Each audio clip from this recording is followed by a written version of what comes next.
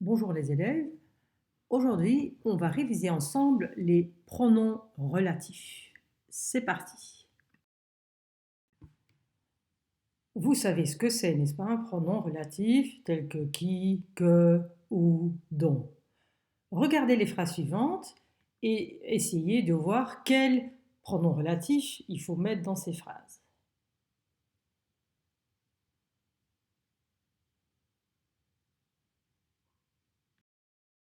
Eh bien oui, il s'agit du pronom relatif qui. Alors dans quelles circonstances faut-il utiliser qui? Eh oui, quand l'antécédent est un sujet. Ça veut donc dire lorsque le mot ou l'élément auquel le pronom relatif se rapporte est un sujet. D'accord? Le job qui m'attire le plus, c'est celui de vendeur. Le job, c'est un sujet, le pronom relatif à utiliser est donc qui. Les étudiants qui continuent à faire des efforts seront mérités, même principe. Donc ça n'a rien à voir avec le fait si c'est une personne ou une chose. Non, c'est la fonction dans la phrase qui est importante. Quand l'antécédent est un sujet, on utilise le pronom relatif qui.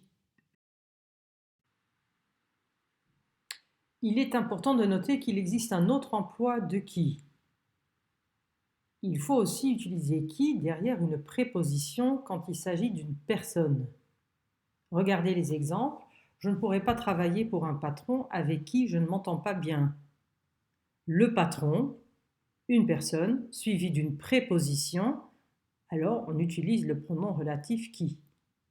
Autre exemple, le professeur est quelqu'un sur qui on peut compter. Plus loin, on va voir qu'un autre pronom relatif est possible dans ce cas-ci, une forme de lequel, mais on y reviendra plus tard.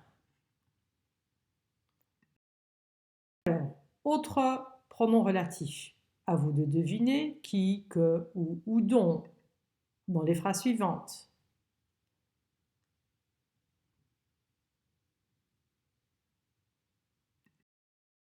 Ici, il s'agit bien sûr du pronom que qu'on utilise quand l'antécédent est un COD, lead voorwerp.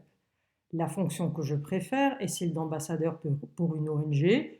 Je préfère quoi? La fonction est COD, donc que. La lettre qu'il a écrite contient beaucoup de fautes d'orthographe, même pronom relatif que. Devant une voyelle, ça devient bien sûr QU apostrophe. Alors sachez que qui reste toujours qui, mais que devant une voyelle devient QU. Alors ensuite, quel pronom faut-il mettre dans les phrases suivantes?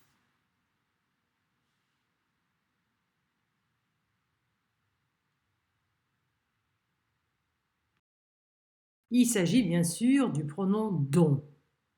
Donc, quand faut-il utiliser le pronom relatif dont pour remplacer de plus un nom, chose ou personne? Travailler dans une pension pour animaux est un job dont j'ai toujours rêvé. Pourquoi donc? On rêve de quelque chose ou de quelqu'un. C'est un chef d'entreprise dont on dit beaucoup de bien. On dit beaucoup de bien de cette personne. Voilà pourquoi on utilise le pronom relatif dont.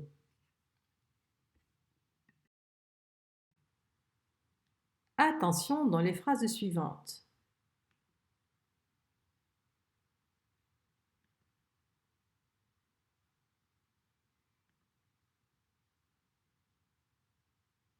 Alors, vous avez compris, ici, je ne peux pas tout simplement mettre qui ou que ou dont. Vous avez compris, dans ces cas-là, il faut ajouter un mot, ce qui, ce que, ce dont. Regardez les exemples, ce qui me plaît le plus dans ce travail, c'est le contact avec les gens. Je ne sais pas encore ce que je vais faire plus tard. Alors, si en néerlandais je ne dis pas die, dat, maar wat, je vais en français utiliser ce qui, ce que.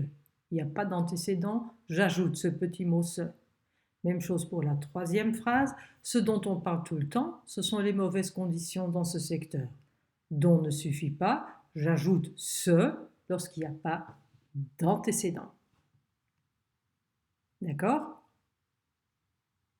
Et on continue. Quel pronom relatif faut-il mettre dans cette phrase? Et dans cette autre phrase? Dans les deux cas, il s'agit du pronom où. Donc où on utilise dans deux circonstances. Tout d'abord comme complément de lieu. J'aimerais bien travailler dans un environnement où je pourrais déployer ma créativité, vache, mais aussi en tant que complément de temps. Je me souviens bien du jour où j'ai eu mon premier entretien d'embauche de dag waarop.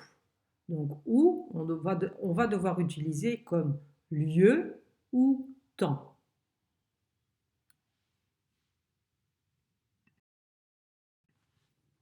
Nous voilà arrivés aux pronoms relatifs composés, les formes de lequel. Quand faut-il les utiliser? Derrière une préposition suivie d'un nom. Regardez les exemples. Je cherche un job dans lequel je puisse m'épanouir. Il y a la préposition dans. Je renvoie à une chose, un job, dont j'utilise une forme de lequel. Un job dans lequel. Le deuxième exemple, c'est un patron avec lequel j'aimerais bien travailler. Préposition. On renvoie ici à une personne. Alors, on a déjà vu qu'on peut utiliser le pronom relatif qui, mais donc aussi lequel.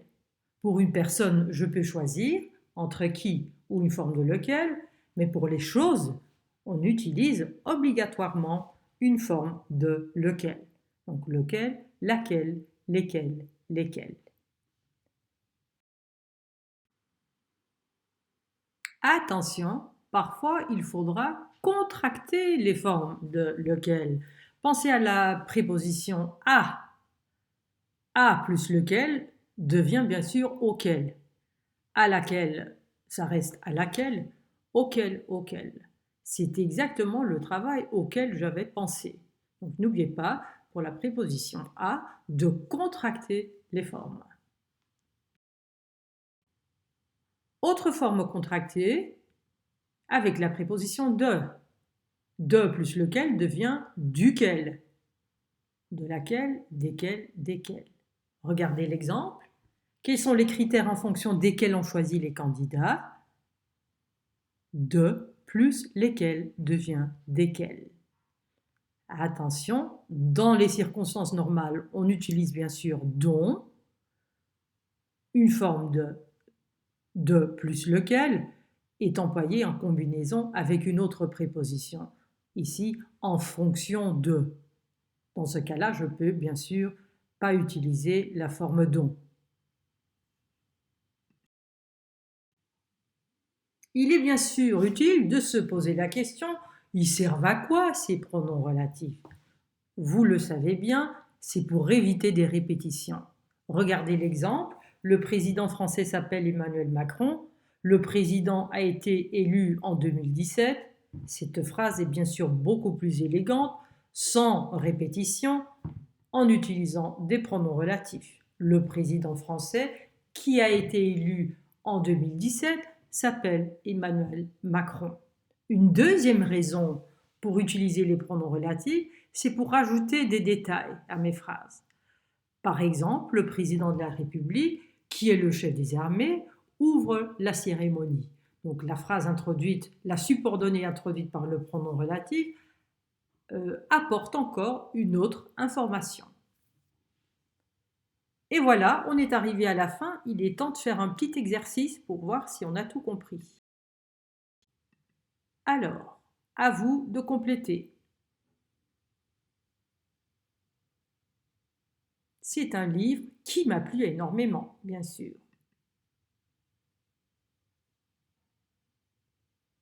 Que j'ai lu en une seule fois. Dont le titre est bizarre. Le titre de ce livre est très bizarre, C'est donc un livre dont le titre est bizarre. Deuxième série, ce sont des gens. Ici, bien sûr, il va falloir ajouter une préposition. Et oui, sur qui on peut compter. Je peux éventuellement dire des gens sur lesquels on peut compter. Derrière une préposition, pour des personnes, on a le choix entre qui ou une forme de lequel. Ensuite, dont tout le monde a peur. On a peur de ces gens. Ce sont des gens qui feraient n'importe quoi pour gagner de l'argent. Ici, c'est un sujet dans la phrase. Donc, pas d'autre moyen que d'utiliser le pronom relatif qui. Dernière série, c'est un travail qu'il faut faire à deux, COD. QU apostrophe devant la voyelle, bien sûr. Dont on dit qu'il est mauvais pour la santé. Ajoutez une préposition ici. Grâce auquel il gagne beaucoup d'argent. Quand j'ai donc une préposition, comme grâce à, je vais devoir regarder l'antécédent. Un travail, c'est une chose, donc la seule forme correcte, c'est une forme de lequel. Ici, masculin singulier, auquel. Voilà, on est arrivé à la fin de la présentation. Et oui, il faudra bien sûr encore faire quelques exercices sur Scoodle. Au boulot et au revoir.